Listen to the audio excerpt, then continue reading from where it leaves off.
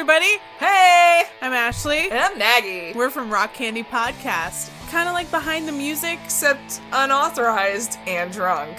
But come along every week and listen to us talk about artists or albums that you may know really well or may have never heard of while we're drinking beers. Witty things to talk about. Great hot takes with some hot babes. That's subjective, but okay. So go find us on Apple Podcasts, Google Play, Stitcher, TuneIn, and wherever you catch your pods. And with that, Party on, kids! Well, that sounded forced. Is it not? Are you ready to be scared to death? You joined us for Scary Larry's House of Universal Horrors. Now prepare yourself for Scary Larry's Pint of Horrors. And don't forget, as always, these guys swear like fucking sailors. Fuck yeah, we do.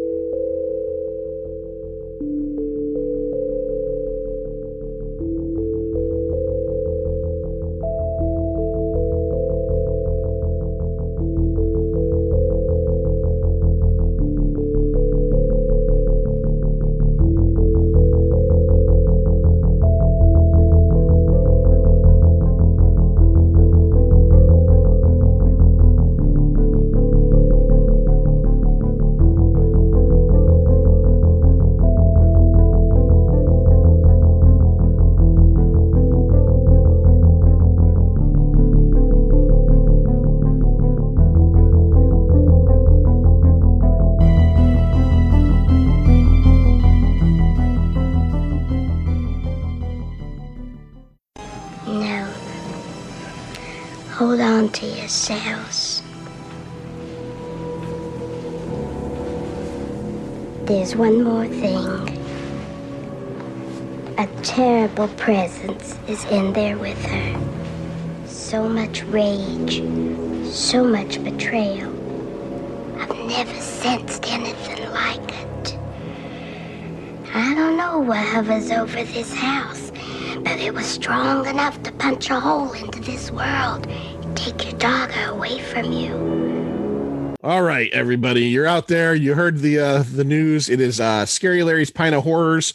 We are here at the tail end of season 1. That's right. You didn't even know there were seasons. We didn't really either. We just kind of threw it out. We just figured it out. We are here to talk about Poltergeist 1982.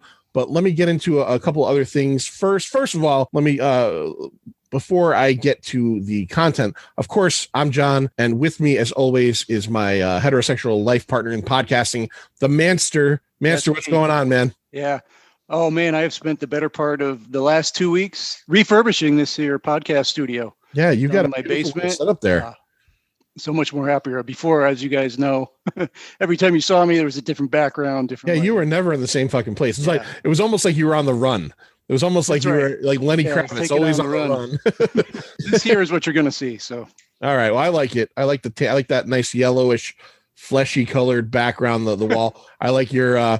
You got a Captain Phasma helmet. We can talk about that later. It looks cool at the very least. The character is a fucking useless. Oh, it's all going to be rotated in. Don't worry. Of course, if it is Scary Larry's Pint of Horrors, that means Scary Larry has to be here. And if you also listen to Pint of Comics and do the averages, you know that there's a very good chance he's going to be here anyway. Larry, what's going on, man? Heyo. How you doing today? I'm good, man. I'm really good. All right. Having a great couple days. Super fucking happy. All right. We won't get into it, but Larry's a little annoyed. All right. And of course, we try to do these in fours. With us from, you might remember him from, of course, horrornewsnetwork.net, which he writes on as well as Larry. You might remember him from his Pint Movie Invitational, Gleam in the Cube. You might remember him from that. You might remember him from, let's see. Oh, he fucked us with the Star Wars Holiday Special. That was wonderful. It's Seanny Mac, Sean McLaughlin. Sean, what's going on, man?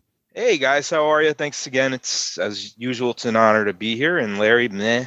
It's old hat for the old hat. Yeah, sorry. You guys not only work together in real life, but you also work together in your kind of like secondary gig with horrornewsnetwork.net. So I'm sure this isn't really that big of a deal to be hanging out, but Well, I mean, it is. We haven't seen each other in work since like March. Yeah, it's been a while. Well, I did stop by your house, throw some gifts at you for Christmas, and then That's true. take off. So That's true. now let me ask. Now, did you throw him any action figures, Sean? I can't remember. Did I? Awesome. believe That's so. awesome. If you, if No, you, I didn't. No, he Okay. did not. because we've discussed this before. Larry rips those fuckers open. He is a savage, and you keep him in the box, right? I do, although I have softened that stance somewhat recently. Oh, right. Where, yeah, it kind of depends. The modern figures, I'm 50-50 on. If it's vintage, it's staying in the box. Oh, that is sweet. Oh, the Misfits fiend. From the Misfits. Yep, I already opened it. This is one of the gifts. But that looks That so is fucking awesome. cool in the box, Larry. Yeah, it's not like it's on a bubble. You know what? It You looks put it back cooler in. out of the box, John. It does. It does. Let's look at how cool it looks out of the box. Because then you could like fucking So fucking cool. pose it and put it Oh, somewhere and put it next to something else. I'd like the podcast audience to know that we are currently fucking you with visuals on an audio podcast. Yeah. But you know what? Larry's gonna take a picture of that and we'll put it up with this episode. So, like I said, this is episode 10 of Scary Larry's Pint of Horrors. It is the end of season 1.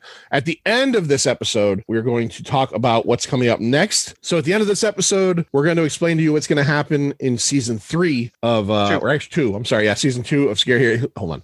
At the end of this episode, we're going to tell you the movies and how we're formulating those movies for season 2 of Scary Larry's Pint of Horrors, and the 4 movies that pretty much immediately after you hear this episode, you can go to ConnecticutCultClassics.com, Scary Larry's voting page, and vote for the winner, which will be the next movie we talk about. So anyways, as I said early on in this episode, we are here to talk about the last one from the first list that Larry put together, and that is 1982's Poltergeist. All right. Poltergeist came out on June 4th of 1982, the same day as Star Trek II Wrath of Khan. So, so you had a real choice of movies that day. This was directed by, oh boy, we're going to get into this a little bit. This is air quotes directed by, and I'm just going to say this for now because we're going to dig into it. Tobe Hooper. Tobe Hooper, obviously, who made The Funhouse, which we talked about in this season, Texas Chainsaw Massacre, the original, and 2. He did make 2 as well, for you folks at the Mobile Horror Companion. And I believe it's pronounced Tobe Hooper. Tobe Hooper. Tobe Hooper. He also made a very weird one that I saw last summer, a remake of a 50s movie, Invaders from Mars. That is a that's yeah, a it weird is. one. He also made Life Force. Don't get crazy. Life Force with the titty alien walking around London. That's right. Yeah. So now we say that in quotes, and we'll get to that in a minute. If you know anything about Poltergeist, there's 2 main things about Poltergeist that I think most people immediately go to. Most people go to the fact that this is considered a cursed movie, and we will talk about that as well. The other controversy that Poltergeist kind of has is the directorial credit. The story of this film, the actual story, was written by a guy, I'm not really sure how to pronounce it, Steven Spielberg. It's Steven Spielberg. Stefan Spielberg. I don't know. Some up and coming guy back in 82. Not sure who he was. He also was one of the writers of the screenplay, along with a gentleman named Michael Gray and his writing partner, Mark Victor. If you're ever interested in other things that these guys wrote, they're so different than Poltergeist. So these guys were a writing team. They wrote Death Hunt, which was I think Lee Marvin, and that was a movie when I was a kid, was always on HBO, and I never could watch it because it was called Death Hunt. I remember it was like Charles Bronson and Lee Marvin, I think, in the Arctic, and it had something to do with bounty hunters, and my parents wouldn't let me watch it. Cool World, which was that weird Ralph Bakshi, Brad Pitt. Was that based in Yeah, I like that. And yeah, Gabriel Byrne. And then this is one of my favorites, 1990, Screwface, Marked for Death. These guys who wrote Poltergeist wrote Marked for Death, which was Spielberg, the Seagal versus the Jamaican gang, which happened to be, what was it? They were twins, right? Wasn't it 2 of them? Yeah, well, Screwface have 4 eyes and 2 heads. Yeah. That is the best Steven Seagal movie. It is a good one. And anybody who says otherwise can fuck themselves. Yeah, go fuck yourself. Well, I guess I'll go fuck myself then. Larry. Yeah. Okay, hold on. Better. Oh, Out for Justice, right? That was That was like his first one. That was one of his first, and that was the bad guy was what's his name? William Forsythe. Yeah. Okay. Yeah. I think I'm going to go with Screwface, but I'm a fan of Hard to Kill. Hard to Kill's a great one. Yeah. Yeah. Yeah, you got what's her name from Weird Science? Kelly LeBrock. He was married to her too. He was, which is weird. Crazy. But I just always love Mark for Death. Plus, you get Keith David and Mark for Death, or David Keith, whichever one it is. Oh God, I always feel like I know which one he is, but when someone brings that up, I suddenly get very nervous. David Keith is the guy from Firestarter. From Firestarter, yeah. Well, just say it the correct way, Lloyd. David Keith is the white guy. That's kind of where everybody's head. Yeah, Lloyd's never noticed. Lloyd doesn't see color. I applaud you, Lloyd, especially in 2021. Before we talk about the movie, can we talk about the directorial controversy? You want to get right into that? Before we go into that, let me just mention one other thing about the writing of this. Did you know who Spielberg wanted to write with him? I did read this, and I was thinking you were going to bring it up. Yes, and he said no. Of course, he said no. Too much money. Well, according to Stephen King, because the answer is Stephen King. He wanted Stephen King to help him write this. It didn't work out because it was before the internet, and they had a communication breakdown. Basically, he was on a ship, going across the Atlantic, and just couldn't communicate. So. And those other guys ended up getting the script writing. Well, I mean, you got to think too. Like Steven Spielberg seems to be a pretty straight arrow, and Stephen King in that era was probably drunk out of his mind. Oh yeah, that he probably just said, "I don't want to deal with this fucking lunatic anymore." See, I had read that his agent asked for too much money. Stephen King's agent, which is I read possible. Stuff like that as well. But this came right from some interview with Stephen King. So. Well, whatever he's saying. Yeah, I'm not going to say he priced him out. Plus, he doesn't remember. John said. Yeah, I think he said on a boat. The dude said he doesn't remember writing any of Cujo at all. He said that. He said in interviews, "I don't remember writing a page of Cujo." He wrote it in a complete I don't remember drunken. Reading Cujo. Yeah, he wrote it in a complete drunken cocaine stupor. Yeah, he did. Stephen King was hardcore because he wasn't just until he got hit by that van. Nah, he cleaned up. He cleaned up way before that. But had an intervention. His family had an intervention. Yeah. Oh, did they really? Oh yeah, dude. Did I read an interview with Tabitha, his wife? But on days he was writing, she said there would be cases of empty beer cans all over the writing room, and like he would go through. Dude, on Pet Sematary, he was going through cases and cases of fucking. That's because he was writing some dark shit. Maximum Overdrive. Everybody has said that he was all fucked up while direct. Yeah, have you ever watched it? It shows with that movie. Of course, he was a great all movie. What are you kidding? Oh, that's a garbage pit. Yeah, it's a great garbage. And a cop out ending. It's just like a screen. It's just like here. So yeah, 6 days later, the meteor passed over and everybody was fine. You couldn't fucking make an actual ending. You had to put words on the screen. Larry had to show that at one of his shows and give me fond memories of it because otherwise there'd be nothing up here in terms of wanting to think about that. The fond memories are he played Carrie as well. Was that Carrie night? Yeah, and you know what? I had never seen Carrie before that night, and Carrie is fucking great. That's a really good movie. Yeah, Piper Laurie. She was nominated. I don't know if she won. No, Piper she Laurie didn't might win. have won. You sure? Because she Yeah, won I'm a couple pretty sure. Oscars. She won an Oscar for The Hustler. And I think she might have won an Oscar for that too. she was fucking insane in that movie. She was, and of course, Sissy Spacek is always fucking Yeah, amazing. What a great movie! Yeah, well, it was. That was another great night. So yeah, let's discuss what exactly the I guess the problems with this is. So Sean, can you kind of delve into this a little bit? What happened here in terms of what the controversy actually is of this movie regarding the story or what? Regarding the directorial. Okay, so Spielberg supposedly, he directed E.T. and they said in his contract he couldn't do that and Poltergeist, but it was still, I guess, his baby and he wanted a hand in it. So the whole thing was Tobe Hooper was, signed on to direct, and then they had somebody from the guild or somebody was down there, or the LA Times, I'm sorry. The LA Times was down there checking out the set, and they said, "Hey, we saw Spielberg directing majority of the time we were there," and they were there for a week. And then they said, "No, that was he did one thing in the backyard, and they're mistaken." And then what's her name that plays the Velda character, the Zelda Rubinstein. Zelda, yeah. So she had said in an interview, I was on the set 6 days, shot all my scenes. Steven Spielberg directed me. There's a lot of the actors back that up. Well, there's a lot that backed both up. which is what makes it so hard, to figure out who actually did it. I can tell you this. So that, like Sean said, Spielberg made some comments in an interview that the DGA then started to investigate further. And then he took out like this page ad in Variety, Hollywood Writer or Reporter or whatever, Variety, that was like an open letter to Tobe Hooper saying like people don't understand what our working relationship was. James Karen, we'll get to the cast in a minute. James Karen, who was in this, said that Tobe Hooper was the director. Zelda Rubinstein said it was Spielberg. Mick Garris, who's a director now, he worked on the film. He said that everything was done by Tobe Hooper. Other people said that Tobe Hooper was so drugged out that he couldn't do anything on this movie. All I could say, and I don't know if you guys agree with me or not, I don't know who directed this movie. This movie looks and feels like a Steven Spielberg movie. Like, I have not seen this movie in a long time. I never saw this as a kid because I think my parents were like, it had that stigma. It's a scary fucking movie. I watched it maybe 15 years ago for the first time ever.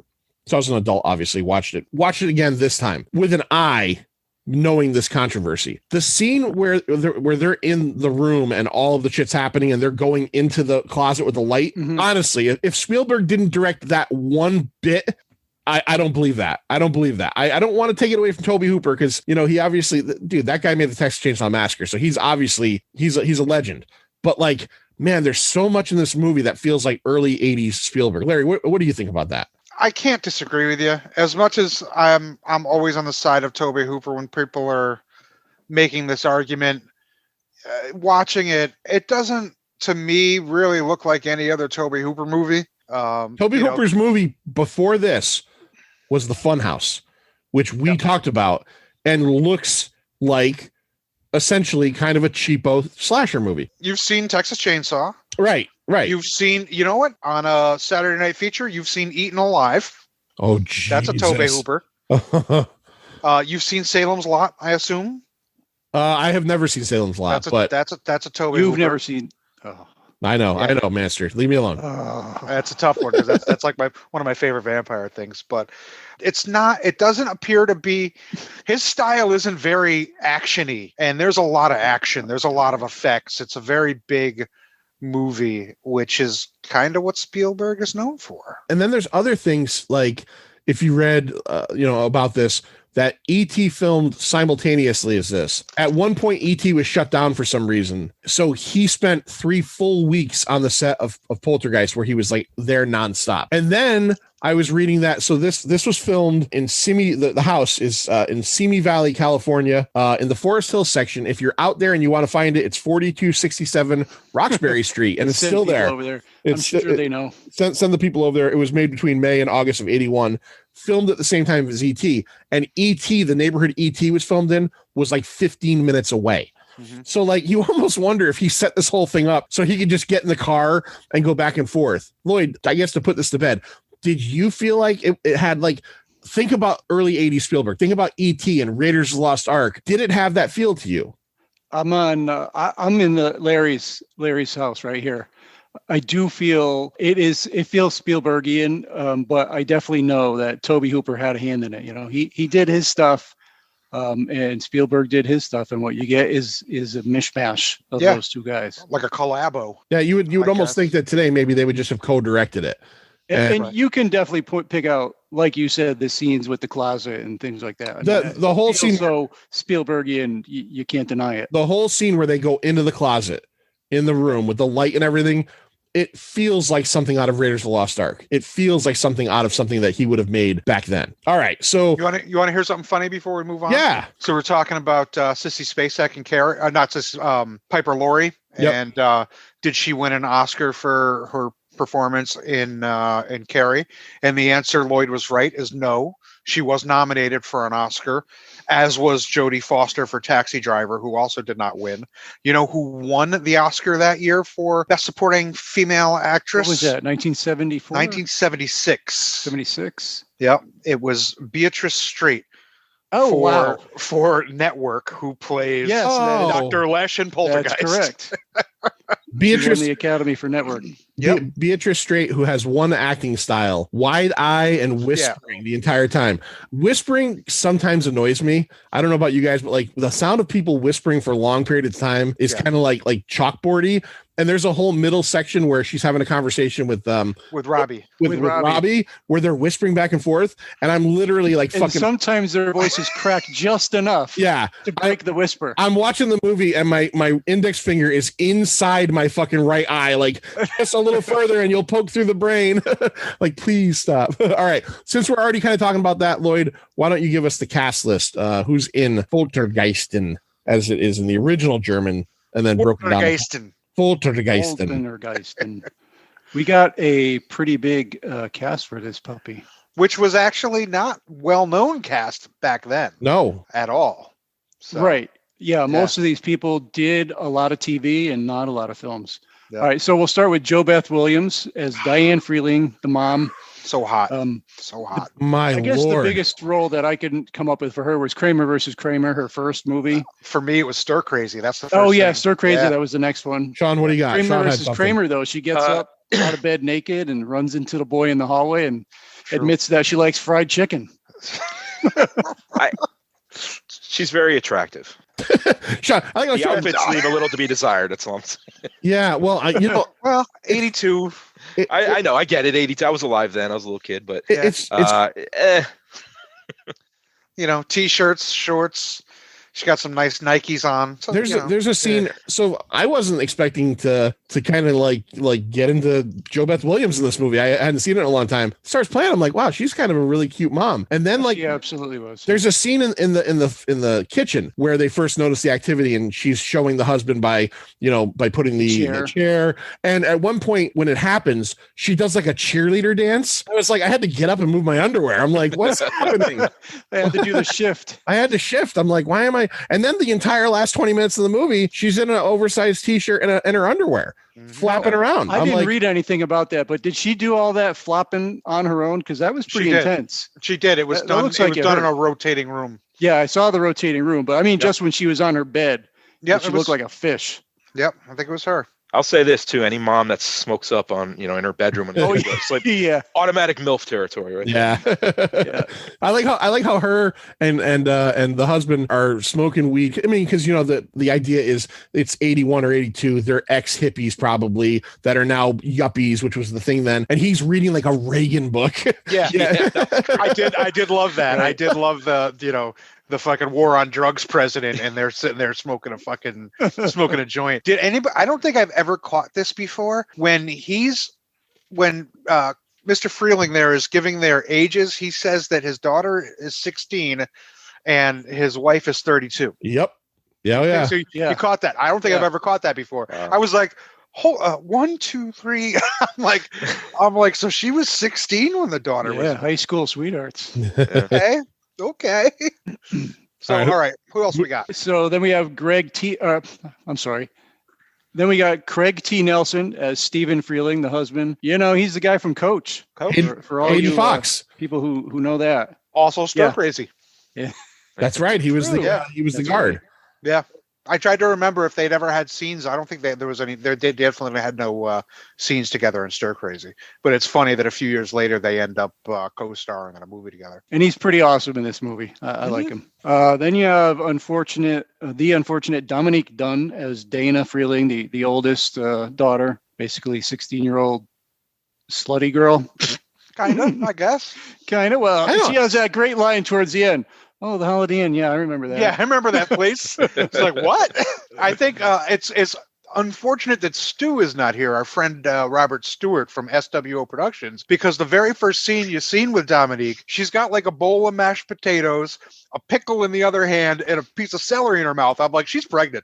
Yeah. I'm like, this broad is and Stu has a thing for pregnant people, like picking out pregnant people. He does. So I'm like, Stu would definitely think that she is pregnant. The only thing I thought about her was I didn't even get the Holiday Inn reference, so I never thought about that. I didn't hear that line, but I thought, man, this girl sleeps at her friend's house a lot, and if she is even remotely confided in her friends what's happening, if I was her friends, I'd be like, stay the fuck out of my house. Because if ghosts are like fucking like gonorrhea, I don't need your shit in my house. So you can it's not a ghost, it's not a haunting, it's a poltergeist. Get the fuck out of here. I don't care. And she does have that great scene when the construction workers are whistling at her, and she does that thing with her arms and gives him the finger. Construction. And then the mom's inside and laughs. The mom's inside laughing. I would go out there and bust their ass. Exactly. Yeah, that was 16-year-old daughter. Yeah, that was I don't know. weird. Do you want to get into a little of the story behind Dominique? Then? Yeah, well, I mean, it's part of part of the curse, I guess. She was God, I don't even know how old she was when it happened, but it wasn't long after the movie, right? It was almost after. Yeah, immediate. Yeah. She was dating a guy who was actually a sous chef under Wolfgang Puck. I don't know how many people know that. Yep. But a guy who had a history of violence towards women. He beat her pretty bad one night. She broke up with him. And then a couple days later, maybe, I don't know the timeline, but not long after, he showed up at her house and choked her in the driveway, and she'd lost air to the point where she passed out, was in a coma for about a week, and ended up dying. Really heavy shit. Yep. Terrible, terrible, and that's I'm sure this guy probably shouldn't have been in society if he'd had a history of doing that type of thing, but Right. The But this was 80s, early 80s, yeah. something. Yeah. Early 80s, Sean Connery was still telling people that it's okay to smack a woman. Yeah. It's not funny at all. It's crazy, and part of the thing with her too is she is the sister of Griffin Dunn, who was, if you know, American Werewolf in London. He was Jack, the friend that's rotting. He was Johnny Kelly's brother in Johnny Dangerously, who you just want to hump the brains out. He was the DA. Yeah. Ba-boom, ba-boom, ba-boom, hump your brains out. But I fucking love Johnny Dangerously. Oh, Johnny Dangerously is fucking great. But yeah, that was her brother. So that's very sad. All right, Lloyd, who do we got next? Oliver Robbins as Robbie Freeling, the brother, with the awesome side profile in front of the TV with the front teeth sticking out. Fuck, that kid's teeth were something else. Well, I think he's missing each tooth on the either side of those front teeth, so it makes them look like they're really sticking out. Should have called a very iconic image in my brain from this movie. I immediately thought of Sean because I knew who'd be on this episode when we were watching, because Sean has a unique kind of thing here at Pint of Comics. When Sean's on an episode, a character in the movie is going to be a fan of the LA Rams, because if you remember, remember in Gleam in the Cube. The sergeant, the Colonel Tra, he was wearing the Rams hat, and Robbie, amongst his 18,000 Star Wars products, had a Rams helmet. This is how you know Spielberg had something to do with it, because he literally told George Lucas, give me as much shit as you want. I'm going to fill this kid's room with it. He had the Vader figure case. Yes. This was the with biggest the red eyes, advertisement for Star Wars ever. Oh, yeah. Not only that, you notice the figures in back were all from Empire. It was the Han. It was Hoth, right there. Yeah. It was the Yoda. Wampa. It was all the Empire. It was the newest line. So this really was a nice Star Wars product placement. I had the sheet set. The sheets that he had on his bed, the Star Wars Yoda, the rubber Yoda. Yeah. I had that one. Yeah. There was one point where Carol Ann comes back, where before everything starts happening, and she's in bed, and Lindsay said, she goes, is she taking her temperature? I said, no, that's a Luke Skywalker figure. She had a Luke Skywalker figure sticking out of her mouth. It's like there's so much. I think Lucas was on set that day, and actually he's like, hold on, everybody. Okay, action. Put it in her mouth. By the way, in mint condition. Yeah, oh yeah. My heart broke to see that thing in her mouth. It was in mint condition. So that's Sean's little niche is Rams fans are going to be on all the episodes he's on. And that was the game. That was the game that Craig T. Nelson and his fit friends were watching at the beginning too. Was a Rams game. Can I ask a question about that whole thing? Yeah. Was that common back then? Did remotes change each other's channels? When they first came out, I think there was maybe. issue. I guess I don't remember it ever happening. That would have been around when they first started coming out, the early '80s, like that. Yeah, I'm sure there was something. Why didn't somebody just say, "Okay, I'll turn mine manually"? Yeah. I don't personally recall that ever happening. No. I meant to research that, and I just didn't get around to it. So. I wanted to bring this up too. Dirk Blocker, who was in, who's the son of Dan Blocker from Bonanza. He was in Midnight Madness, which me and Lloyd talked about last year. He was one of the fraternity guys. He's the guy on the bike with the beer. Oh, okay. Oh, that's him. Which is a great scene. It's a great scene, but I want to bring something up. I don't know about you guys, but John's upset. I care about my house, right? I want my house to be fairly clean. Who is okay with this guy walking in the house with the beers shooting everywhere? Nobody says a word. Craig T. Nelson never says a word. Nobody says, dude, get the beers out on the porch. Bring the ones in that aren't broken. He is literally spraying beer, sticky fucking beer, all over every bit of these people's houses. Did that bother anyone? It was like the pool party in Nightmare 2. Yeah. You know what? It's Southern Cali, bruh. I guess Just so. live, live. Live and let live, That's man. it. I think Everybody's a little laid back. He was also extremely okay with those kids totally fucking with him. He just went to the store. He just obviously spent money to get a bunch of beer. They fucking run him off of his bike with a remote control car, and they're laughing at him. And he's just like he's not like, fuck you, kids. Bro. Who's this guy? He's just trying to get back to the football. Rams Saints, dude. Rams Saints. Rams Saints 1980. Yeah. NFC West Super Showdown. Yeah. Yeah. Big deal. Eric Dickerson wasn't a Ram yet. No, right? no. No, it was like 84, 80. That was Vince Ferragamo probably at quarterback. Yeah. How funny is it though? Like we've come full circle with the Rams.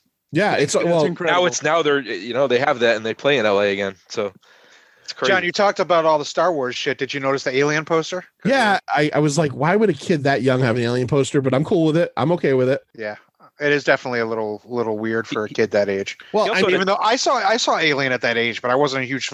All I remembered about it was the fucking chest burster scene. I wasn't a fan enough to put a poster in my room at that age. I loved Alien from a young age, but I mean, I can see where if you throw Alien in front of a little kid, you know what they're going to say?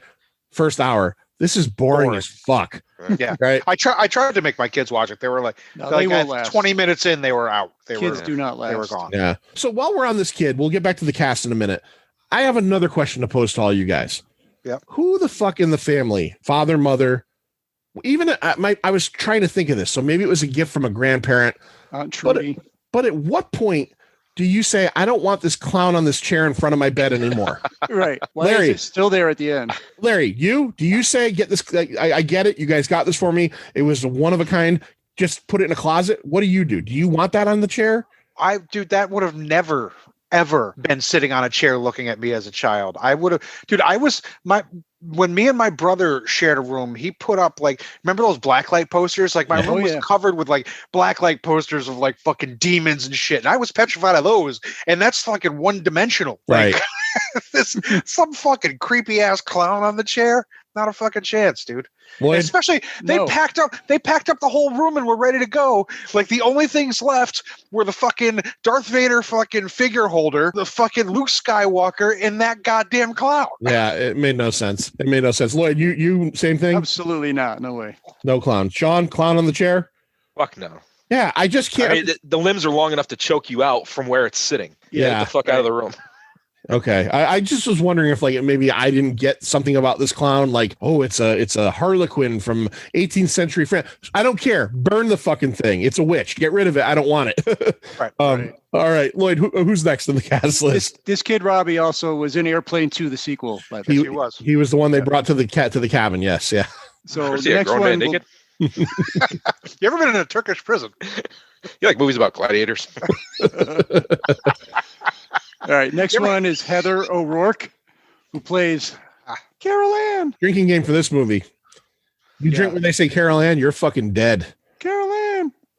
Yeah, another unfortunate story. Another one, yeah.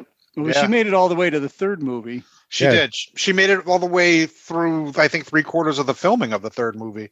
Right. She died before the movie was completed. They had to change the ending of that movie. But she died. She was incorrectly diagnosed with Crohn's disease. Misdiagnosed with Crohn's, which is what I was diagnosed with when I was younger. Yeah, and what she actually had was some sort of a growth inside of her intestine that was basically collecting fecal matter, etc. And one day it exploded, and when those things burst, that's it. I mean, you get that type of stuff into your fucking bloodstream, and it's all over. There's no cleaning that. She fucking died at what 11 years old. 12 years old. Yeah. And I will say that that whole situation, she was 12, I was 11. So when she died, I was 11. It was roughly the same age. That whole situation was my first foray into my own mortality, because that's rough when she's a contemporary, she's the same age. Yeah. I'm she can't die. She's my age. It really freaked me out. This is the first time I really thought wow, maybe we should take this kind of thing seriously. We're not going to live forever, you know? Yeah. Yeah. What a horrible fucking thing. Terrible thing. And she was Drew Barrymore originally auditioned for the part, but Spielberg wanted her for E.T. because I guess Spielberg was, of course, involved with the casting as well. Of course. Fuck it, Spielberg's like, nope, I'm taking her for E.T. Then somebody saw Heather O'Rourke, I guess, somewhere and was like, nope, that's the girl we need. She's just got that angelic face and, so cute. She was very cute. And she was like a very rare. I mean, she's not in the movie a lot, but she's like one of those like little kid actors that isn't to me. And little kid actors annoy me a lot. And sometimes, she didn't annoy me. She seemed like a little kid. I didn't find her annoying at all. You mean like the kid from the Babadook, like something like that? Like, I've never seen the Babadook. Oh, you serious? Oh God, that's the most annoying child maybe in the history of fucking cinema. Like, so I have never watched a movie and wanted to punch a 7-year-old child. Like, I would have if that was my kid, I'd be in jail. I would even the ring, the kid in the ring. Oh, that kid was bad too. That but kid the was bad, Babadook kid just sitting in the back seat screaming, shut the fuck. I think I yelled, shut the fuck up at the TV. Sir John told me that a couple years ago. I had never seen the Babadook, and he was like, it's not that great. And he goes, and the kid is fucking intolerable. The kid is like the worst. Great movie, but the kid. I think the movie's pretty good. It is, and the kid is intolerable though. Sir John is right about that part. Well, you got to remember for him to say anything about a movie that's good is still we're giving credit. So. Sean, I don't know if you know, but there was one episode we were recording where Sir John said that Silence of the Lambs is a terrible movie, and I'm flabbergasted. I was like, hold on, stop, everybody, stop talking. What did you just say? I think that was captured in the top 5. A couple episodes back, the top 5 of 1991. Yes, yeah, where that was brought up. I think that was a good movie. I was like, what do you mean? Like, are you sure? Are you talking about the right movie? Like, it's just compute. There's some movies I can't fathom my brain what you're saying when somebody says, and I think we'll probably have the same reaction tonight. Maybe we might. We'll see. Let's see. Let's plow. Somebody on. might just be wrong. So all right, let's go. Who else is in the cast? Who else do we have? We got a few more. So Zelda Rubinstein as Tangina Behrens. Basically, she's known as the Poltergeist lady, I guess. Yep. This house is clean. She was also in 16 Candles. The organist. Other stuff. Yeah. She is the organist. Yes, I just watched that about a month ago. Yeah. I think that's the only thing I've ever. I think that's the only other thing I know her from is that. I don't know that I've ever. I'm sure she had a long and storied career, but it wasn't in movies I watched because the only two I remember her in are 16 Candles and Poltergeist. Right. A lot of these actors are like that. You might remember one or two of them. Yeah. After her, you have Beatrice Straight, who we mentioned earlier as Dr. Martha Lesh, the one of the paranormal investigators in the house. Like Larry said, she won the Academy Award for Network. She also played Hippolyta on the Wonder Woman TV show. Oh shit! She was in St. Elsewhere and just a lot of TV shows back then. St. Elsewhere was a great show. Yeah, it was a great show. Richard Lawson as one of the other paranormal guys, Dr. Ryan Mitchell. Dr. Ray Parker Jr. Like, honestly, that's honestly the whole time. I never even thought of that. But did he not look like Ray Parker Jr.? Yeah. Now that you say it, yes, he looks exactly like fucking Ray Parker Jr. I kept waiting for him to go like, I didn't think of that. I kept waiting for him to use his stuff, and then they're like, like, what do you think it is? A poltergeist? I ain't afraid of no ghosts. Like, I was waiting for that to literally fucking happen. Oh, man. Holy shit. Oh, geez. Yeah, he did a lot of TV shows as well and a fair amount of movies. Moving on, you have Martin Casella as Dr. Marty Casey. He's the guy that rips his face off. Great fucking scene. And one of my favorite lines of the movie is, what was the last character's name? The Ray Parker Jr. character? Ryan Mitchell. Ryan will be back with you to watch you. Marty is not coming back. Yes, that's right. Marty is not coming back. Well, if you got bit the way he did, would you come back? Fuck no, I wouldn't have. So again, let's talk about that whole meat and face scene. We will. Who do we got? Do we have anybody else first? Yeah, let's finish the cast and then we'll jump into the movie. Yeah. All right. You would also maybe remember him from Raiders of the Lost Ark and RoboCop 2. Who was he in Raiders of the Lost Ark? I can't remember him. He's probably one of the character. probably one of the government men. Probably one of the Nazis. Yeah, right. James Karen. There it is. Mr. Teague. There it is. And I'll just say he's Frank from Return of the Living Dead. Yes, and also Pathmark commercials. Yeah. Yes. How about Wall Street? I mean, Yeah. Oh, the dude, moment I laid eyes on you, I knew you were no good. dude, tons. I mean, Yeah, he talk played about a the guy who dad's was in. boss. Yeah, you talk about a guy who was in everything. Mulholland Drive. That dude had a seriously long career. Let's- I think the let's last thing I saw him in was that Will Smith Pursuit of Happiness. Pursuit of Happiness, great movie. Right. Yeah. that was the Let's last not thing I forget saw. Return of the Living Dead 2, where he plays a totally different character Yeah. with his co-star. Yeah. That was just that movie. We watched that on one of your watch That was parties. the and that, craziest thing ever. that movie is completely unmemorable, except for the fact that they did that. I give them Yeah. all the kudos in the world for taking the two of the stars of the first movie, Yep. and then just going, yeah, just cast them here in different characters. Yeah. It's funny. Don't It's do the it's- same things. Yeah. Wait a minute, you're saying the Michael Jackson Thriller zombie at the end isn't memorable? Oh, what? That's- Is yeah, that it was- Return of the Living Dead 2? Yeah, That that's is two, true. right? Yeah. Yeah. He was getting That is true. electrified at the end. I mean, as a little kid, that's Oh. what I remembered vividly. Was I was not into that one. I don't hate 2. There's a lot of hate for 2. I don't hate it. It's fun. 2 is fun. 1 is actually just a seriously good movie. One is one of my favorite horror One, movies. Yeah. one is Yeah. fucking great, and I had never seen that before you showed it. I saw that for the first time ever at your showing, That's right. and I loved it. I've watched it like 3 times since. I watched it last year on July 3rd because that takes place July 3rd. I purposely watched it. 4:59 p.m. Yeah, I remember when we went to that double feature that night. I was so excited for you to see it because I knew that you hadn't seen it yet. so fucking good. That is one. Yeah. That's one of those ones that, like, I'm like, damn, man, embarrassing. Plus, it's written by Dan O'Bannon, who did Alien. So it's like I feel like it's something I should have seen, and I was always aware of it. I always knew of it as like the punk rock zombie movie. That's what I always kind of knew. What I didn't realize is it's the first movie that introduces you to the brains idea, which is obviously what they based almost everything on in zombies now. Right. I don't know. Fantastic. All right. Is that it for our cast? We'll just do one more. The neighbor, Michael McManus as Ben Tuthill, the guy with the remote changing each other's channels. The guy looks who so cannot familiar. get bitten by mosquitoes. Yeah. Yeah, Never touch me. Never bother my whole family. that's How about you? You got a problem weird with ass. mosquitoes? No. Oh, Yeah. weird ass fucking scene that was.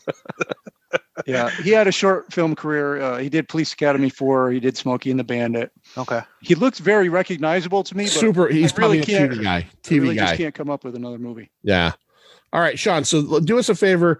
Can you just bumper sticker Poltergeist? What is Poltergeist generally about? Family doesn't know what they get into when they buy into tract housing in Southern California.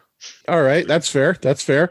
So we get into this, and we've got a family of 5. We have the Freeling family, which is Stephen and his wife, and then their 3 kids: 16-year-old, a 10-year-old boy, and a 5-year-old girl. And Plus E-Buzz and Tweety. E-Buzz and Yeah, Tweety. E-Buzz.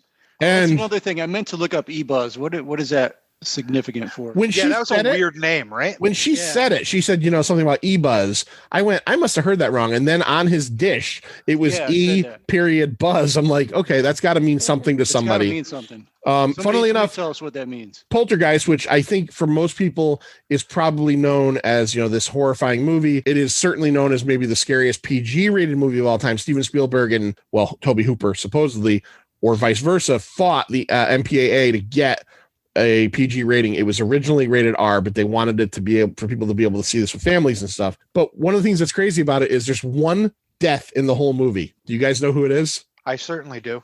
Lloyd? I'm trying to think back. No, I can't remember. Sean? Is it Geez. the dog? No, you're close. Oh, the bird. The bird. The bird. That's right. Tweety. The only death in this entire movie is the fucking parakeet that That's right. dies in the first 10 minutes of the Trying to movie. Flush it. Yeah. Who flushes a bird? I wondered I that. never heard of that before. I wondered that because I mean, Fish? honestly, Sure, fish. I get it. I had parakeets, right? As a kid, I had a couple parakeets and we buried them when they died, like shallow, but like a decent sized parakeet is like a decent sized turd, but it's solid. So you got to be worried that solid. this thing's going to get stuck in a pipe or something. That's I mean, what I'm worried about. How terrifying is that? Is you flush it and then like a day later, a parakeet corpse comes up from fuck that. Right. Like, Livers come out. yeah, go. That dog looked like he was waiting for a meal though. Oh, he wanted it. He wanted it. 32-year-old Gonna dig it right up. Joe Beth Williams had to be told by her 5-year-old daughter to fucking bury the dead bird, but Right. Well, she was But then probably she got right over it though. She was probably high, so she was, yeah. that's As we actually said. I think we just answered why she was trying to flush the fucking bird. She was high as a fucking kite. Obviously, she was gonna smoke it initially. She's also married to a guy who does push-ups on the bed.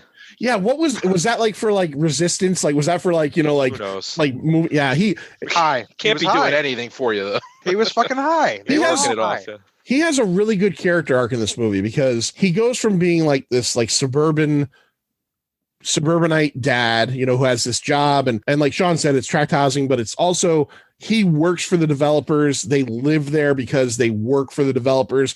The developers are going to, Mr. Teague, they're going to move out phase 5, all this stuff. But as the movie goes along, Craig T. Nelson, as shit starts to hit the fan, I do actually like the characterization a lot of how they handle it. Joe Beth Williams' character becomes very like almost spiritual and like she's like obsessed with making like contact with the little girl, and Craig T. Nelson just like looks like drunk dad who is just like literally like he cannot believe a fucking second of this. The second he comes home, He looks exactly how I think I would feel if I was in that situation. agreed. When he comes home and she shows him the first example of paranormal activity, she's doing cheerleader jumps in her hot little outfit, and he literally just is standing there like, fuck, our house is haunted. He's like, Yeah, doesn't he like fucking bounces against the wall and slides down to the floor? Like, Yeah. He's not. She's thrilled. He's like, fuck no, this is not a great fucking thing. Yeah, watch it. She's got circles on the floor for where the chair's going to end And she's trying to get him to sit in it. She's like, no, come here, sit in it. He's like, yeah, watch. No. We're going to put Carol in here. Watch this. yeah, I would have been like, don't put my fucking daughter in that circle. Are you fucking crazy? Like, yeah, no, I really liked. That's probably why they targeted her. They do start getting into it, but yeah, so they suddenly and very quickly, this movie is one of those movies, and I do tend to like this. They don't take long to get to the point, right? There's not a half hour of, you know, this family living their Southern California lives. It's 10 minutes, 15 minutes to establish them as normal people. And then it is like, okay, shit's moving in the house. Real quick, I did want to point out, first of all, we mentioned this before, the construction workers who, I know, I get it. Construction workers are supposed to call girls, say, I want to eat your pussy and do all this stuff. That's the typical construction worker.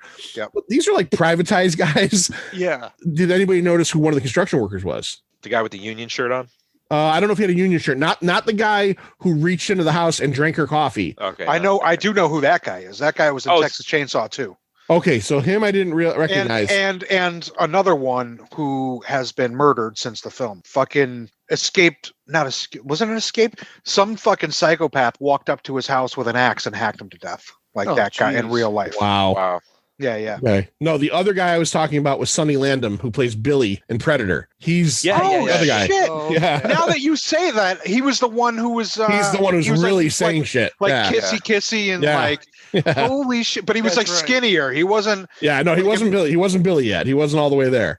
Oh wow! Now that you say it, I can picture him right in my fucking head, and that's funny because he didn't even look familiar to me when I watched it. But now that you say it, yeah, that was fucking Billy. So they got construction crew there that's starting to move stuff around for some reason. Now I want to. They're building the pool. They're digging the pool. Digging the pool. This is something that's not answered, and I actually posited this question to my wife last night. Why is their house, Sean? I'm going to ask you first. Why is their house seemingly the only one targeted? Great question. I did ask myself that same question while watching it. How does no one else notice anything going on? I'll jump to the end real quick. When they're fleeing, the caskets are coming out of other parts of the neighborhood. But yeah, they were the portal, I guess, was right there, like in their walls. Yeah, because I was wondering, because I hadn't seen it in a while, if at any point I knew, kind of remembering that the end, it's like kind of chaos. At any point, is any other neighbor going to say, oh shit, my closet's a fucking portal to hell? Like, no, like none of that shit happens. It's just it's their house. And I even said to my wife, I said, was the cemetery only their lot? That was a huge cemetery. No, that's just where the tribal elders were buried. Yeah. Right. Okay. I think I think what I think, and I think what's her name? Mangina, the fucking psychic lady? Angina. Whatever. I think she said something about, or maybe it was redheaded whisperer who said something. Lorraine Warren has said it before when talking about the poltergeist activity that happened in Bridgeport in the 70s, is sometimes ghosts are really attracted to the spirit of a young person. The poltergeist activity, or the ghost activity that happened in Bridgeport, there was a young girl living in the house, and they thought that it was attracted to her. Me knowing that story always made me think that that's maybe the reason in Poltergeist that it started there, because of Carol Ann, which is who they ended up kidnapping. So I think they were attracted to her for some reason because of her light. And I think one of them said because of her light, she's so bright, they were attracted to her and they pulled her in. I wonder if that's, I mean, this is just conjecture, but I wonder if that's why they purposely, or if they did purposely hire like a very blonde, you know what I mean? Like, yeah, she's supposed to be like the very white, very blonde, you know, have this light about her. Lloyd, what they get into it at one point, what is the difference between a haunting and a poltergeist? Like what is like the main idea behind this? A poltergeist is a ghost or a spirit that's basically responsible for like physical disturbances, you know, noises, things moving around, things levitating, moving, whatever. You know, they're just troublesome spirits that attach to a particular person or individual. That's what a poltergeist is. And a haunting, I guess, is more of just haunting a location, a house, or something like that. So a poltergeist can move along, essentially, and a haunting is supposed to be more of like a, this house is fucking haunted, don't move there. Poltergeist is this shit can follow you.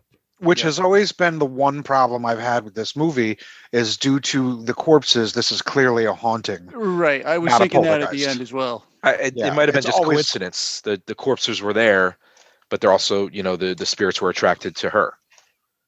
It could just be a crazy coincidence. Yeah, it could be a rare case of both a poltergeist and a haunting. This is a polter haunting. Polter haunting. Hauntergeist. Because they do establish early on when she Uri Geller's those spoons and works. That's what I thought too. That she I was like, "Where's Uri Geller?" She's obviously telekinetic. So, you know, this is gonna come into play. She smashed a glass with her mind. I mean, you know. Yeah, that glass pretty evident. It's strong with her too.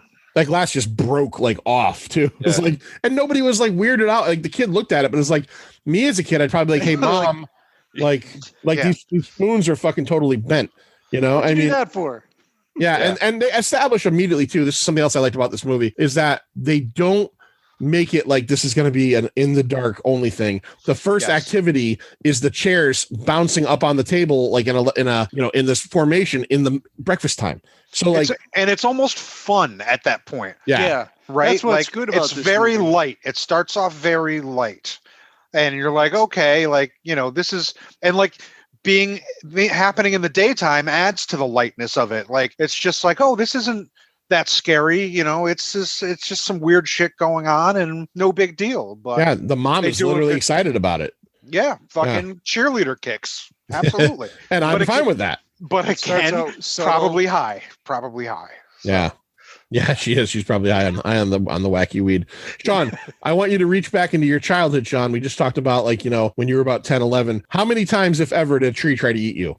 Good question. How many times did I feel one was going to eat me, or how many times did I actually get eaten by one? Let's say either one. Were you ever worried about a tree eating you, and did a tree ever attempt to fucking eat you? So there are three things about this movie that have stuck with me since 1984 or whenever I saw it. The doll, the clown, the fucking clown, the fucking tree outside, and the dude picking his face off to the skull. So whenever I see a tree that even looks like it has a face on it, even as an adult, I'm probably going to head the other way. Yeah. Just in case. You never know. Hey, you don't want to push it. Exactly. You don't want to be the first dude to get eaten by a fucking tree. Yeah. You know, nature's a motherfucker. Here, it'll say, "Here lies Sean McLaughlin." Then in parentheses, it'll say, "Not really. His body's inside of a fucking tree somewhere." And he is the first dude on Earth in 2027, AD, to be eaten by a fucking tree. You don't want to be a target date, by the way. I'm giving you some time. Avoid. I got a couple years. I got 6 years. Okay. Lloyd, what do you got? You're gonna say something? I did have. I can tell you in 1976. So. 6 years before this movie. Were you eaten by a tree, Lloyd? I was not eaten by a tree, but I had a room with a window with a tree outside, with the shadows of the tree would come on my wall, and it freaked me the fuck out, and I hated it. And this movie just, brought that all back when I saw this movie. Early 80s horror films really vilified trees because in Poltergeist, you've got the tree eating the kid. In Evil Dead, the tree's essentially raping a woman. Like, what do these people have against trees, these early 80s horror writers? They hate nature, man. Yeah. Eco-terrorists. Old, man. They're old and ancient. The eco-terrorists of early 80s horror, Sam Raimi and Steven Spielberg. Yeah, so shit starts to get weird when the tree tries to eat the kid. We get to the point of the movie where there's a lot of scenes where there's a lot of screaming and yelling and chaos going on. I don't know. Were we supposed to intone that digging the pool was the start of all this? Was that the start of all of it? Do you think that was what maybe disrupted some of the bodies? Because we'll spoil it here. We find out in a very cool scene between Craig T. Nelson and James Karen. We find out in the middle of the movie that this Cuesta Verde was built on a burial ground. But Mr. Teague says to Craig T. Nelson's character, we moved the bodies and we moved everything, and it's in another. We moved the cemetery like 5 miles. That's 5 miles down the road. 20 minutes, 5 miles down the road. It's in a new place, and we're gonna build here, and we're gonna do the same thing.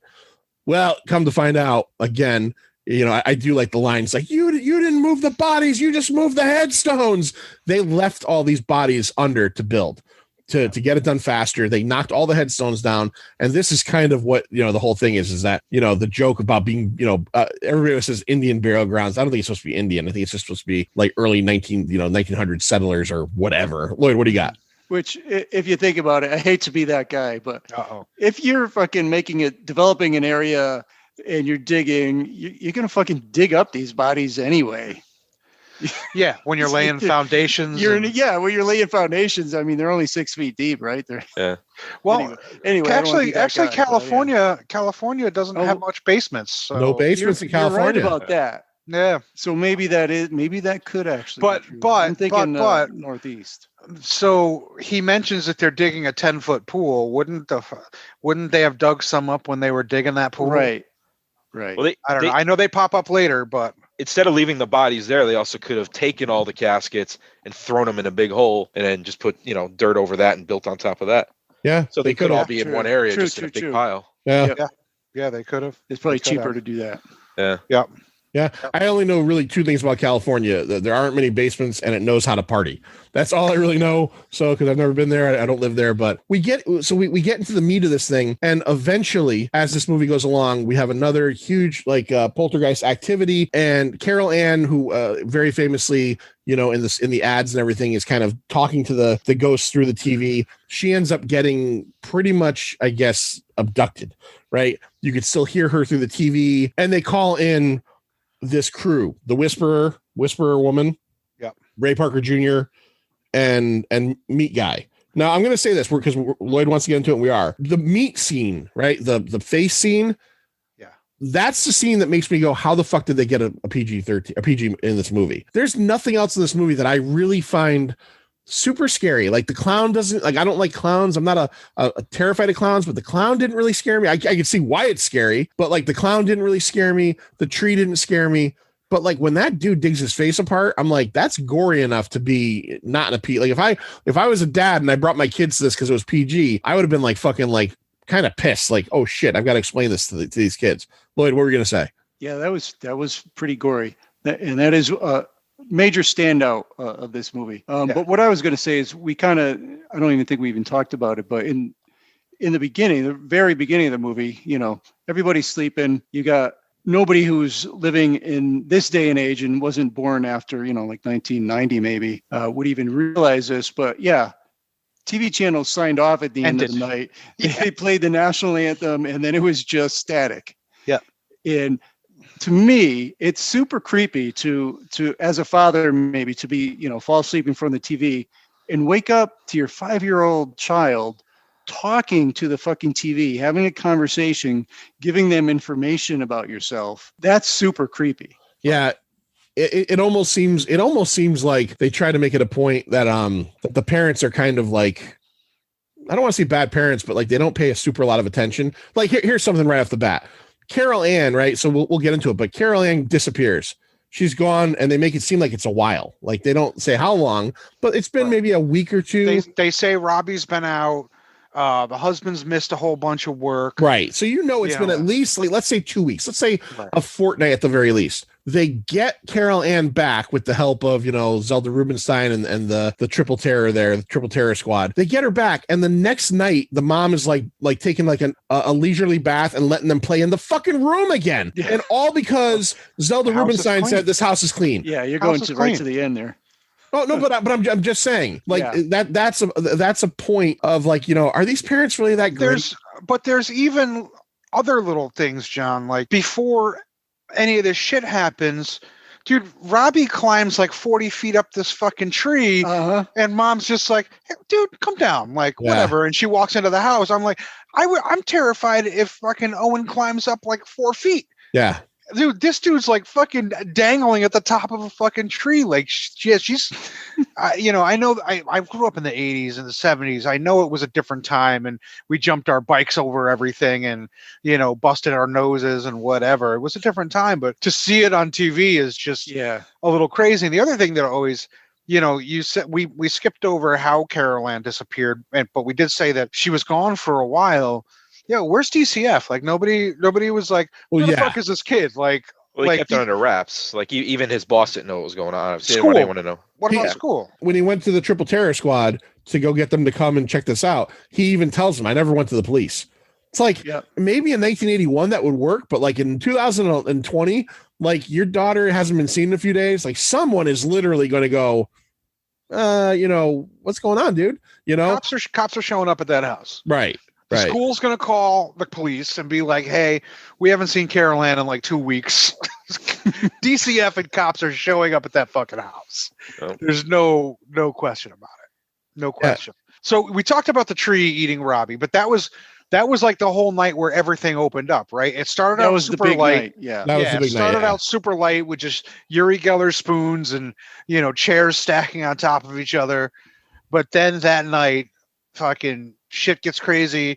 Robbie gets eaten by the tree. I would say, as a father, that scene bothered me, but it even bothered me back then. Like, when they're freaking out, tearing the house apart for her, and they go into the closet. In the closet, yeah. And you see the shape underneath the blanket. Dude, I remember this was maybe the last movie I saw at the drive-in in Bridgeport. This came out summer of '82. That drive-in was gone end of summer '82, and I did see this in the drive-in. I remember then being like a parent, like, oh, like, I can't believe, like, she's dead. Like, I thought she was dead under that fucking blanket, and then they pull it down, and the relief on everybody's face. Everybody's like laughing now because, oh God, well, it's not her, so she must be fine. It's only the clown. Yeah, it's only the fucking creepy ass clown that we put in our kids' room. They start freaking out again when everybody's running around the house and they still can't find her. That fucking moment when you hear her talk from the television set. She's like, Mom, and Robbie's like, what?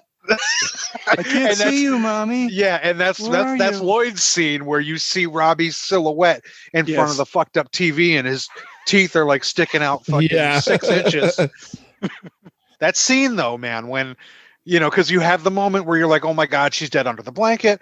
And then they bring it back up by showing you it's not her, and everybody's happy again for a second. But then they still can't find her, and you fucking hear her talking from the TV. I don't know. That's always been to me a pretty fucking powerful.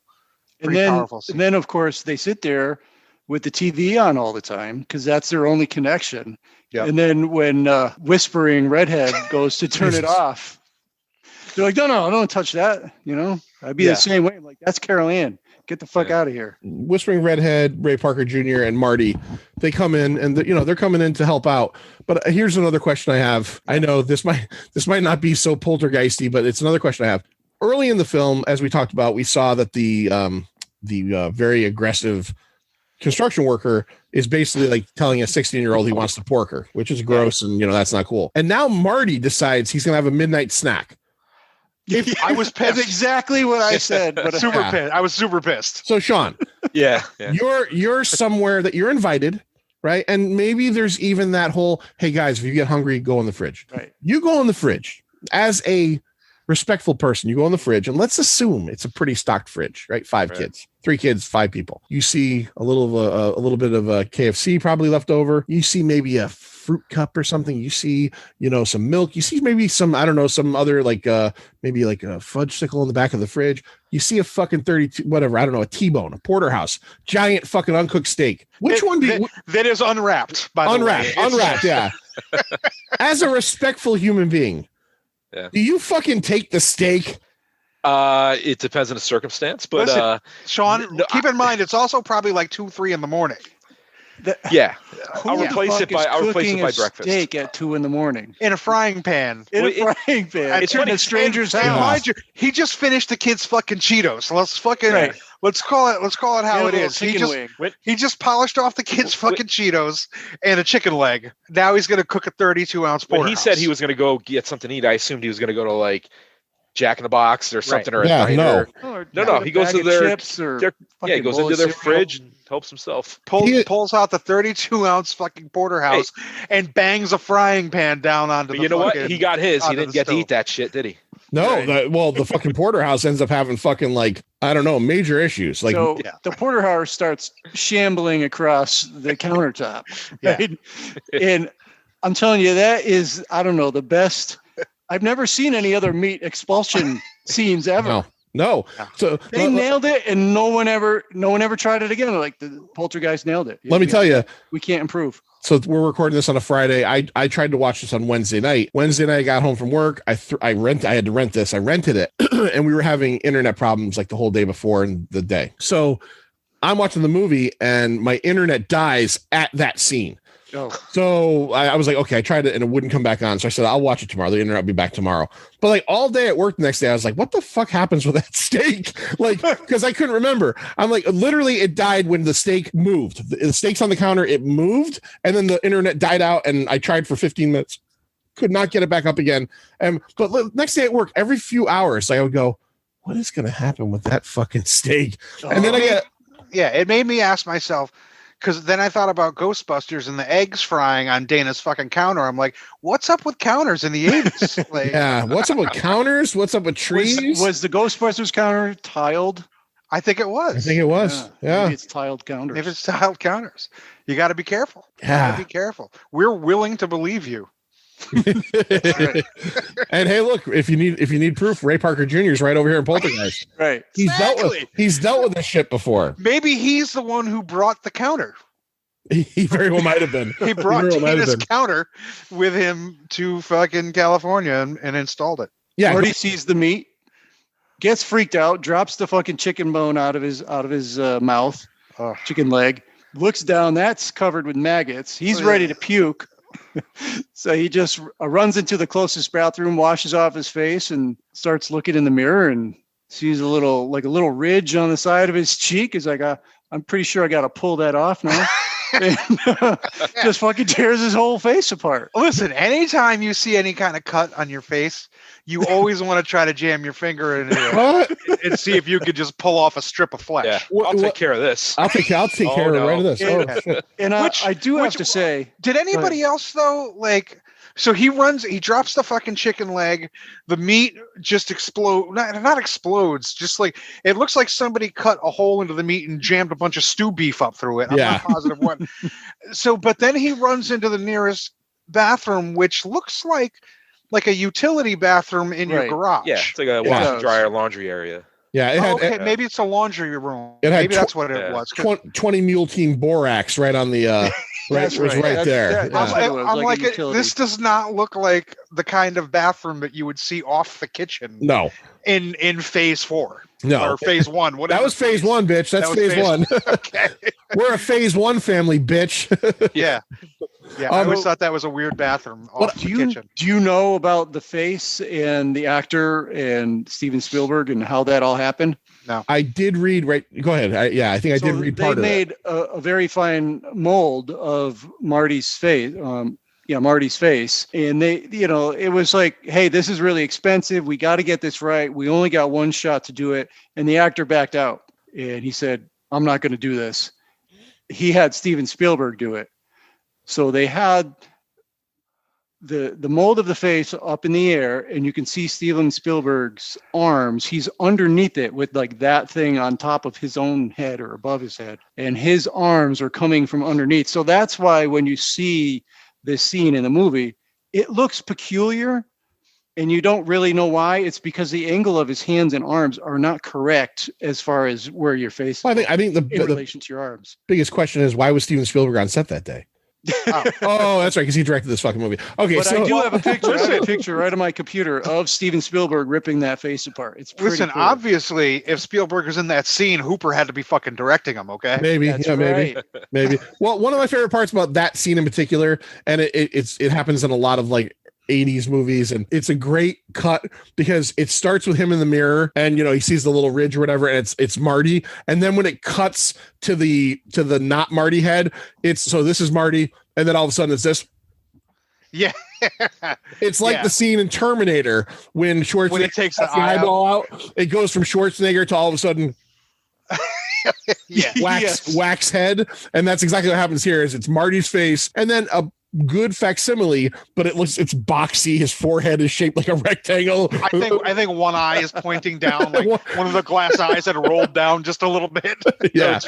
As I rewatch this, it's funny. I thought of like Day of the Dead, where obviously a different type of face ripping apart, but the soldier who gets his face torn apart and the eyeball coming out, that looked more realistic to me than this scene in Poltergeist. Yeah. And granted, there's a 3-year difference between the two movies, so FX it's changed over that time, but it was so vastly different. I thought Day of the Dead looked more realistic. Looked totally more realistic, and that's all Savini. Savini, as you know, invented that kind of that kind of effect. Like, I mean, there was other great makeup effects artists. Obviously, all you need to do is watch both The Howling and American Werewolf in London to know that. But when it came to like those kind of gory effects, Savini invented it, man. He fucking invented and perfected it. Like Day of the Dead's effects like that still hold up today. And you're going back 35 fucking years. That's insane. That's just crazy. Yeah. And Day of the Dead, episode 1 of season 1 of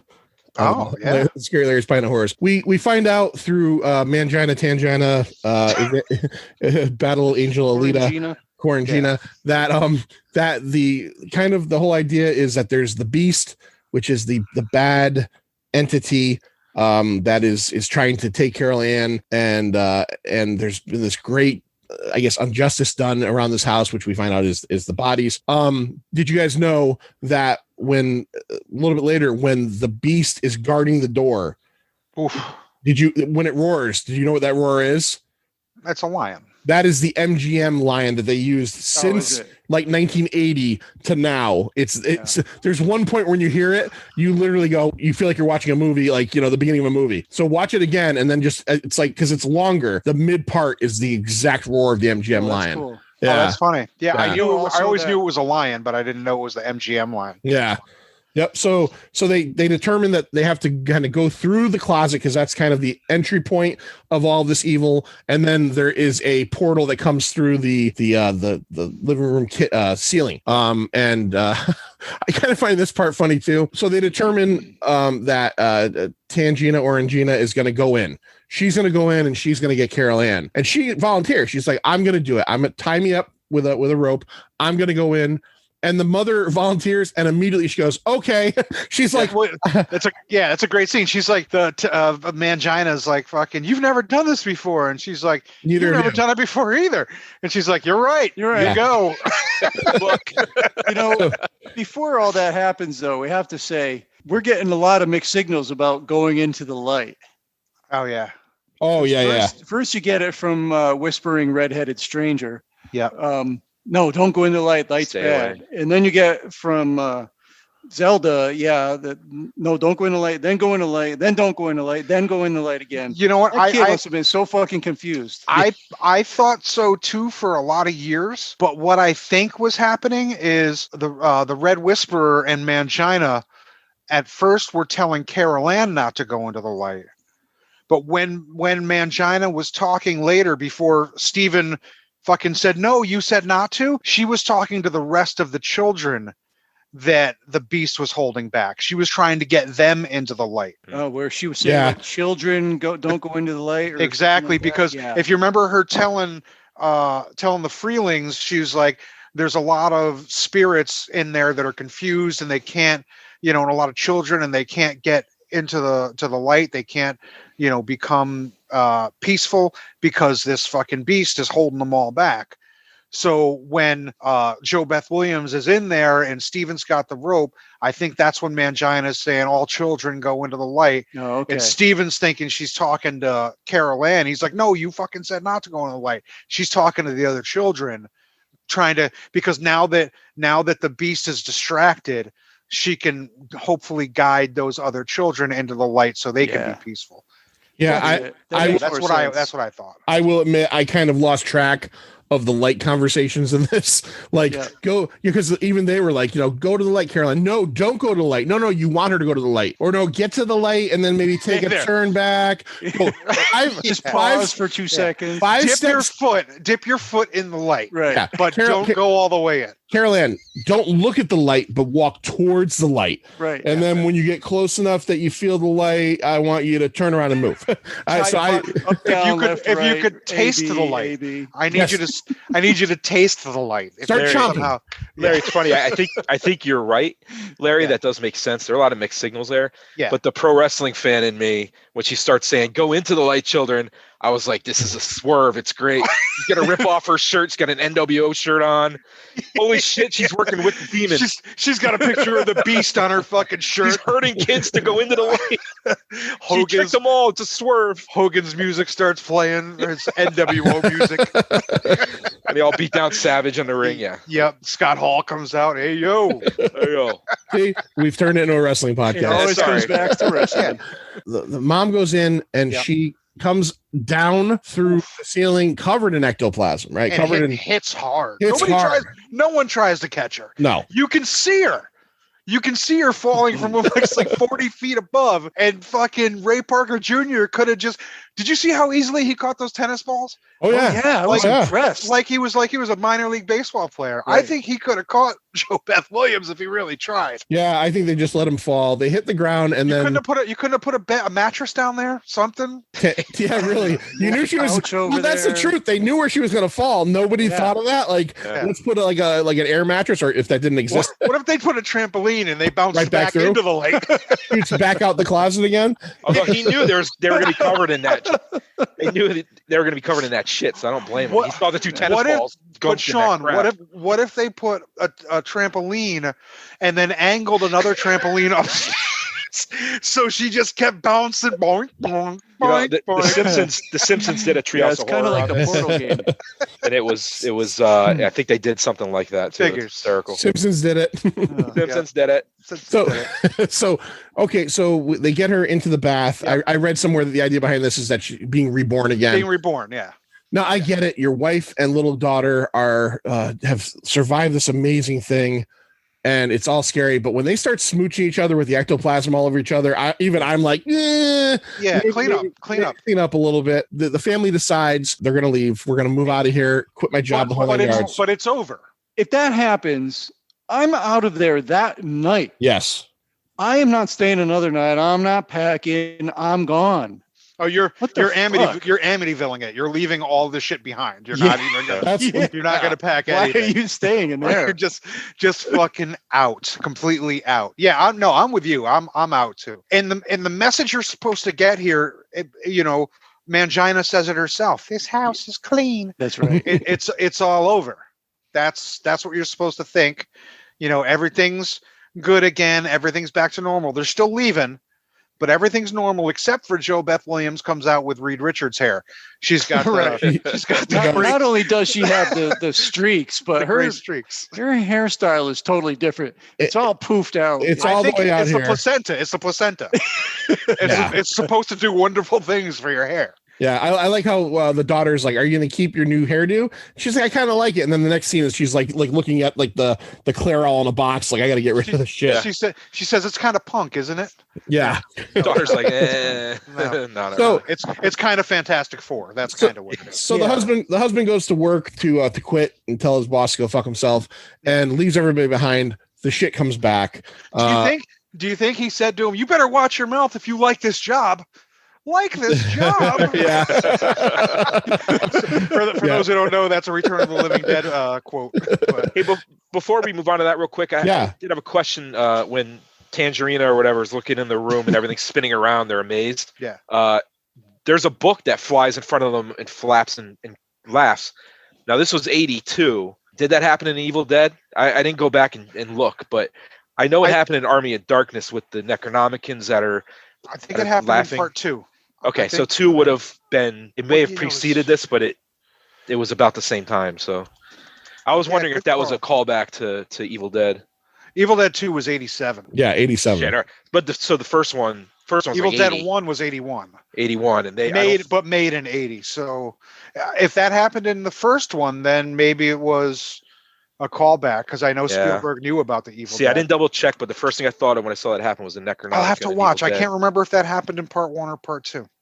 That room with all that shit in it, that was really really amazing. Compass playing the record. The compass in the record. And not only that, like later, the Hulk toy on the doll. Yes. The whole toy, on the horse. Yeah, dude, that was a funny scene, and they set it up real well, because you had Ray Parker Jr. telling the story about we videotaped a Matchbox car traveling 10 feet across the room, and it took the whole thing took 7 hours. He's like, 7 hours for what? He looks at him. Yeah, 7 he's like, hours to complete. And Craig, just the look on Craig T. Nelson's face, he's like, and then he opens the door and you're like, holy fuck, like everything is just spinning. The fucking clown's laughing, ha ha ha ha ha. Which again, the clown's laughing on the bed. You still leave that fucking clown in Robbie's room. Yeah. Right. That was one of the things. You know what? That worked even later when Jo Beth Williams is upstairs and she's walking by the room and she just stops for a moment. She pauses and looks at the door. She's like, maybe I ought to just try and look in there. That's a good scene. Yeah. And she cracks that door open and it just sounds like fucking hell just coming out. Yeah. And she immediately closed it. That was an awesome scene there. Yeah. When everything starts going to hell, one of my favorite bits at the very end, Jo Beth Williams is in the room. The thing is like almost like fucking getting like handsy with her, throwing her on the bed. Then, she's on the ceiling. It's fucking spinning around. It's trying to suck the kids back in the closet again. Craig T. Nelson comes home, and everybody in the neighborhood's watching this place fucking explode into a light show. He gets in and everybody gets out of the house safely. The daughter just happens to be dropped off at that point. They all get in the car. And one of my favorite bits in the movie, I just liked it a lot. I liked the line and the delivery and the the urgency is when they're getting in and I think the wife turns around to say something and he's like, don't look back. This is it.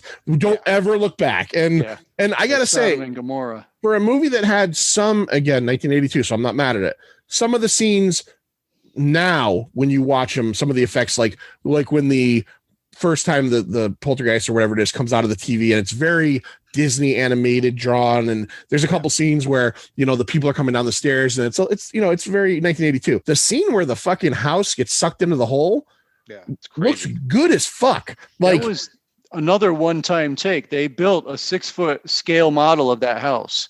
I mean, I saw pictures of it. It's just made out of balsa wood or whatever. It looks just exactly like the house. Cables are tied into it underneath. They've got a huge funnel and like a really high powered vacuum underneath. And they just pull those cables down and the vacuum sucks everything in. It looked great. It feels like it's an awesome effect. It looked great. And Mr. T gets to see the pain that he's kind of caused. But one of the other things that we haven't touched on, because again, we talk about the curse and all this stuff and the people that are dying, is the fact that I guess within the last couple of years, and seeing this and watching this grossed me out so bad for Jo Beth Williams, is that the bodies in the pool, right? Sean, right? What? Yeah, they were supposedly real skeletons. Yeah. They were not fake. Yeah. Real corpses, like they had meat on them and everything. Cheaper that way. They were like Indian, I think they said they got them from, like maybe like medical corpses. She didn't know this at the time. Jo Beth Williams was so afraid of filming in that pool because she said all the lights were hanging over it. And she says that the way that they filmed it is that Steven Spielberg got in the water with her and said that if you fry, I fry. Again, right. I read that too. Spielberg Yeah. got in the water with her, not Toby Hooper. Well, But- Hooper had to So direct directed by Hooper. He had to direct the fucking scene, Well, man. that was what Spielberg was doing. You don't see him; he's directing like in the water. But the whole idea that she's getting a mouthful of this water that is essentially people stew. Like I can't imagine how mad she must have been years later when I honestly, if that happened to me 20 years ago, and even though I know now I lived through it and I didn't get sick, I'd be so fucking pissed off to know that you put me in that situation. It's fucking disgusting. It's so gross. It's important. It's important to point out though. Tons of movies have used real skeletons. They have, but I just don't know if like in a soup environment, like Yeah. True. Actors know ahead of time, and they're Yeah. not swimming around with the fucking. Yeah, if you said to me, John, this is a real medical corpse, you're gonna have a scene with it, you're gonna be 8 feet away from it, you're never gonna touch it, you don't have to lick it or nothing. Hey, cool. And then the other version is, hey, John, this corpse and you are gonna go in a swimming pool together. We're gonna let him sit in there for about 3-4 hours, get a lot of the good stuff out, gonna get in the water. Your mouth is gonna be open half time because you're screaming. You're gonna get that fucking corpse water right down your throat, and maybe just maybe a couple of weeks of dysentery or whatever, you'll get over it. I think I'd have a different reaction. Possible. That's possible. I want to point out that if you've got, I know you guys have seen it, I'm sure all of you have seen it, but for the listeners, if you have Shudder, which if you don't have Shudder, you should have Shudder, there's a cool 5-part series called Cursed Films. Yeah. And it talks about movies like this, The Exorcist, Twilight Zone, the movie, and The Crow. Those are the 5 movies that have had these kind of like touched on, storied, possibly cursed productions, and you get to see the whole Poltergeist episode and read more or a lot of good stuff. Yeah, a lot of good I stuff. believe it was that Cursed Films episode where you kind of learn that they did that pool scene at that house. Right. Yes. Right. Yeah. Sean Because Clark. they did Sean all the Clark is inside there. stuff in the house on a set, and the outside stuff was at the house, but they also did that pool scene out there. Yeah. Yeah, Larry brings up what Sean Clark, right? Horrors, Hallowed Grounds. Lloyd, have you ever seen these? No. You dig these. So these are it's a show he does. It's on YouTube. He's a cool guy. He's like a horror fan. He runs like, if you're trying to book a convention, you're getting guests from Sean Clark. Like he's like the biggest agent for horror. He's the only one who's ever gotten Jamie Lee Curtis to do a fucking convention. Huge collector. He's got so many original pieces. He's got the Poltergeist clown. Yeah, he that's does. the guy with the clown, right? Yeah. Yep. Yeah. And he does these things called Horrors, Hallowed Grounds, where he goes back to filming locations. He actually did one for Return of the Living Dead that was very cool too. So check that out as well. So, okay. So the family gets away, they go to the Holiday Inn, and the very last little joke at the end is they're all safe. They go into the Holiday Inn room, and Craig T. Nelson wheels the TV the fuck out of the room, and the movie ends. Okay. So that's the end of the movie. So before we get into talking about the next season of Scary Larry's Pint of Horrors, let's finish off Poltergeist with our ratings. Now, Larry, you always do this. This is how we've done it. What are we basing our rating on today? Let's go with a number rating of Psychic Dwarfs. Psychic Dwarfs. Okay. Yeah. All right. And as always, we can go 0 to 5, quarter, and half scale is usable. Let's start with our guest today, Mr. Seanny Mac, Sean McLaughlin, one of the staff writers from horrornewsnetwork.net. You can check him out there. Let's see what Sean gives Poltergeistin'. Okay. How many psychic dwarfs, Sean? Psychic dwarfs and okay, so we're not talking about Phantasm, right? We're talking about Yeah. It's a good question. It's a good question. No, we're talking about manginas. Manginas. Got it. Well, we should rate it by manginas then.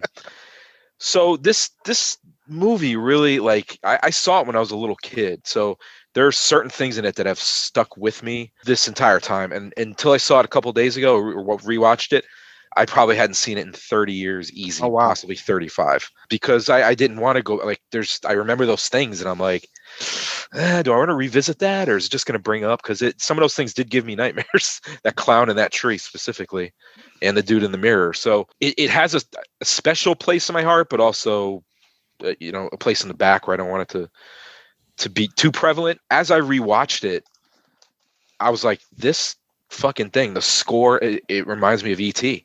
Jerry Goldsmith, the neighborhood, everything. It's like the Southern California vibe. This is, as a little kid, I thought this and E.T. represented Southern California. If you're a little kid, that's where you wanted to grow up, because look, you're just, roller skating in the streets and riding your bike, and you have the coolest rooms, and the weather's perfect, and everything's tract housing. And so this, there were a lot going on with this movie that have stayed with me. Had I watched it cold for the first time a couple days ago, I probably would have given it a different rating, but some of the humor and everything came back to me. It definitely has a Spielberg vibe. I would give it 4.25. 4.25. Psychic Dwarves. All right, let's go over to, I'll go next because I think that I've talked about this before. So I never saw this as a kid. Now, I think a large part of what makes Poltergeist special to a lot of guys in our age range is just what Sean said. I think a lot of people our age saw it young. And even though it's PG rated movie, it's a scary movie. It's considered like one of those like benchmark scary movies. I never saw it young. Never. Matter of fact, I think I saw Poltergeist 2, and maybe 10 or 12 with friends, because that's the one that has the worm in the tequila bottle, right? Yeah. So I think I saw that one because I remember that scene. I never had seen this. I saw it once, probably 15 years ago, as I mentioned, in my 20s. And I remember thinking, all the hype about Poltergeist is that this is a very overrated movie. I've said it, talking about us going into this. This is overrated. Watched it the other night. And as I said, my internet went out halfway through. And I think I even texted Larry and said, this movie's overrated, right? Get home the next night and watch the second half. And I got to say that I still think that there is a semblance of overrating with Poltergeist. I don't think this is the horror classic everybody says it is, but I do understand a lot of the love for this. And it's so Spielbergian to me. Like Sean said, it feels like E.T., just scarier, and there's some scary shit in E.T. too. And you kind of see that, like that line he kind of rides. I give this what Sir John would always call the solid 3. I enjoyed it. There was things I really liked about it. I have a Jo Beth Williams thing now. Did not know that. So I've got to deal with that now. 1982 Jo Beth Williams is in my head. But yeah, it's there's a lot of solid stuff going on in this movie. I don't think it moves slowly. I think some of the effects are a little dated, but then there's other ones that are great, and there's a lot of creepy shit in it. So I give it a 3. Let's go over to the Master. Master, what do you got? Well, you giving it a 3. All right. I don't have to fire you now, because I was going to have to fire you from the podcast. It's okay if you were anywhere in the 2s or below. Okay. But I appreciate that you gave it a second thought. Hey, look, dude, you're still here, and you gave Raiders of the Lost Ark a shitty score. So I gave it a 4. Did you give it a 4? But you badmouthed it the whole time. I gave it a 4. Okay. That's not a shitty score, John. You should listen to the episode. It does not come out as a 4. It does not come out as a 4. But okay. I just said I'm not a fanboy of it, but I still appreciate it. Anyhow, we're not here talking about Raiders. We're talking about Poltergeist. A different Spielberg movie, yeah. I did see it, in the 80s, and this harkens back to me, all those memories. Obviously, in our greatest, or what is it, most favorite horror movie podcast a couple of years ago this was on my list. Yep. I think this was in my haunted house category. I'm going to give this, I'm right there with Seanny Mac, 4.25. It's not up to a 5 for me, but it's right there, 4.25. It's an honest film. It delivers honest special effects. It's not cheap. It's not cheesy. It's got a little bit of, it's dated a little bit here and there, but it's just got some straight ahead, haunted house shit, and it's good. It starts off subtle, and it ramps right up, and it gets you right into the chaos. So yeah, 4.25. What is it? Psychic Dwarfs? Yeah, Psychic Dwarfs. Psychic Dwarfs. All right, Scary Larry. Last time in season 1, what do we hit Poltergeist with on the 5 list? It's been a great season. I'm glad we're ending with this one. I'm glad that people voted for this one, because it's one I definitely wanted to talk about. When you said that it was overrated, I immediately shoved it onto the list. I'm glad it seems like you came around on it a little bit. I did come around a bit. Yes. I still think there's a little bit of overrating, but I think it's a solid movie. All right. Well, I'm probably going to overrate it then. For me, like Lloyd, like Sean, I already said I saw this in the drive-in. Probably one of the last movies I ever saw in a drive-in before they fucking shut them all down here in our part of Connecticut. And it scared the hell out of me back then. Scared me when it came to HBO a few years later. And it always scares me. I was happy to show my kids. They both watched this by now. They haven't seen Poltergeist 2 yet, which I'm going to have to, because Reverend Kane is a real interesting fucking character. So I'm going to have to show him part 2. Who is the Beast, by the way? Yeah, exactly. He is the Beast. What I like, and we touched upon it about Poltergeist, is that it's not a super dark film. Even with the guy ripping his face off, that's an illusion. It's a hallucination. Not real. It doesn't really happen. It's not a super dark film, but it still manages to be really, really scary, even though it's not super dark. Some of the effects a little dated, but most of them still hold up. And you're almost 40 years later. Yeah. We're what, 39 years ago this came out. It's just, it's a great movie. It really is. Just because of my love for it, and watching it yesterday made me realize I still love it. We discussed the character arc. Craig T. Nelson was great. Joe Beth Williams was great. Some of their choices as parents might not have been great. But it was really interesting. It was a roller coaster of a movie. It really took you on up and down emotions. Oh, it's over. It's not over. We found her. We didn't find her. It's really, really good like that. I'm going to go 4.5 Psychic Dwarfs. All right. 4.5, 2 4.25, and a 3. All right. So that's it for season 1. Let's talk real quick about season 2. So what we did this time was we decided to throw everything out from season 1. So nothing that was left on the list can be used again. Lloyd came up with the idea that we should go, if we're doing 20, we should go from essentially 2001 to 2020. So Larry came up with a movie from each one of those years. And here's how we're going to do it. We each rolled 4 die before the recording. Larry's going to read all the movies off to you, and then he's going to tell you the 4 that got rolled. And then we're going to put those up on ConnecticutCultClassics.com. You can go to Scary Larry's voting page. You vote. And then when the voting's over, we talk about that movie. And that's how it's going to go forward. And because this is season 2, in the past, we would refill the movies. We're not refilling the movies. So if the year is 2005 that gets picked, once 2005 is done, that's off the slate. And that's one less movie that we can eventually pick. And who knows, maybe we'll do another 10. That's up to us, and we'll worry about that later. So, Larry, what are the movies you picked for us to possibly talk about this season? You want to go through the whole list from 2001 to 2020? Yep, and then give us the 4 that we rolled out tonight.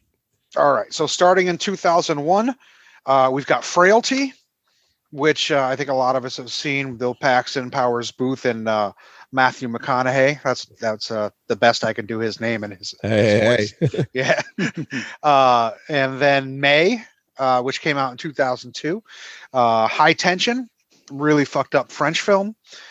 Three Extremes, which is a Asian anthology film, which is also really fucked up. It's got a story by Takashi Miike. Wolf Creek, straight out of Australia, with Mick Taylor. Is that his name? No, yeah. Or is that Crocodile Dundee? I don't know. That's Paul Hogan. Okay. It's Mick Taylor. I saw that movie and it was terrifying. And I just remember one scene in that movie like that sticks in my head forever is Head on a Stick. Head on a stick. Yeah. Oh, Jesus Christ. Fucked up, man. Next, 2006, Hatchet, Adam Green's breakout film. Teeth, which is a great film about a girl with a vagina full of teeth. Splinter, then Dead Snow, I Saw the Devil, Rubber, Excision, Would You Rather, Kevin Smith's Tusk for 2014, Deathgasm, Don't Kill It, starring Dolph Lundgren, Sean's favorite, The Lure, Mom and Dad, One Cut of the Dead, and for 2020, the Korean film The Call. I want to ask you something about one you said, Splinter. Is that the two people that get stuck at the gas station? Yes, That's a good one, and that's got a really good Jill. movie. I can't remember her name, but she's hot. She was the Mercury girl back in the early 2000s. They had the Mercury commercials. I can't remember her name, but she's super hot. So I'm excited about that. I think I've seen 5 of those. So awesome. Good. All right. So Larry, we each rolled a die, 20-sided die. What films did we roll? What are in contention for episode 1 of season 2?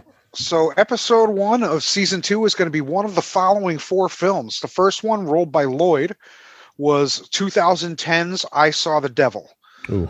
Which is a really, really disturbing film about a cop chasing down a serial killer who's played by the star from Old Boy, the original Okay. Old Boy. Okay. That guy's a great actor. This is just a really, really good Korean movie. Really fucked up. John, you rolled next, right? Yes. So yeah, one of my this was my favorite from 2012. A lot of these weren't my favorite movies for these years. I tried to keep it just to movies that I thought would be fun to talk about. But this one actually happened to be my favorite from this year. It's a film called Excision, which is Sean's seen it. I know he saw it. It's really a mess of a film. A really fucking disturbed girl. Tracy Lord's in it, which is always yeah. I think John Waters is in it too, which is always fun. So yeah, Excision is the one John rolled, and then Sean rolled next. And speaking of fucked up girls, we've got 2002's May. Oh yeah, I've seen this. I look forward to eventually talking about this. Hopefully. Yeah, this poor girl with a lazy eye, just super good. Yeah, never saw that one. Yeah, this is a weird one. And is this the one that has a really super hot Anna Faris in it? Yes. Yeah. Okay. Yes. Yeah, I'm good with watching this. Okay. Yep. And then I rolled an 18 for 2018, and I had a lot of films in 2018 that I could have picked from, but again, I really wanted to do something that I thought was fun. And Mom and Dad, starring Nick Cage and Selma Blair. All right. I've been wanting to check that out, so that's cool. Yeah, Nick Cage had a big year that year because that was the same year as Mandy. Yeah. Yeah. Oh, right. Which I think was when I first. Mandy. I almost did, but then thinking about it, I think Mom and Dad would be a more fun one to dig into. Mandy, I think for Mandy we would have to pull like a Joe Beth Williams and smoke a lot of weed before we really got into it. So that's what we got. We've got May, I Saw the Devil, Excision, and Mom and Dad. All right. Well, Larry, thank you for coming up with a new list. Sean, since you're here with us now, will you come back for the first episode when we talk about one of these movies? If I'm invited, sure. I'm inviting you. Okay. Then yes, that just officially happened. So, guys, thank you so much for coming on. Again, go to horrornewsnetwork.net. Check out their awesome articles, writings, lists, all that good stuff.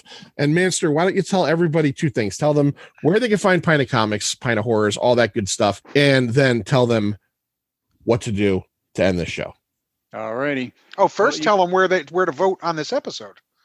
Did we tell them? Oh, we did. Yeah. To where to vote for go episode 1, season 2? Yes. It's because it will be up when you hear this, it'll be up. Go to ConnecticutCultClassics.com, go to Scary Larry's voting page. And there will be, if you follow us or Larry at Pint of Comics or Connecticut Cult Classics, if you follow us on Twitter or Facebook, it'll be plastered all over there. Right. Go there and vote. And you only get to vote once. Larry is a stickler for that shit. You don't try to fool him because he will kick your IPs right the fuck out.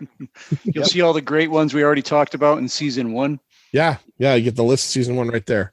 All right, Manster, get us out of here. So you can check out our website at pintofcomics.com. Subscribe to this podcast on Apple Podcasts, Spotify, Stitcher, Amazon, all those podcatchers. And if you would, just go and give us a 5-star review. Come on. We're trying really hard. Subscribe to the YouTube channel. You get podcasts and special reviews and videos. On Facebook and Twitter, we're at Pintocomics. And on Instagram, it's at Pint_O_comics. I pronounce this podcast is clean. See ya. We are leaving!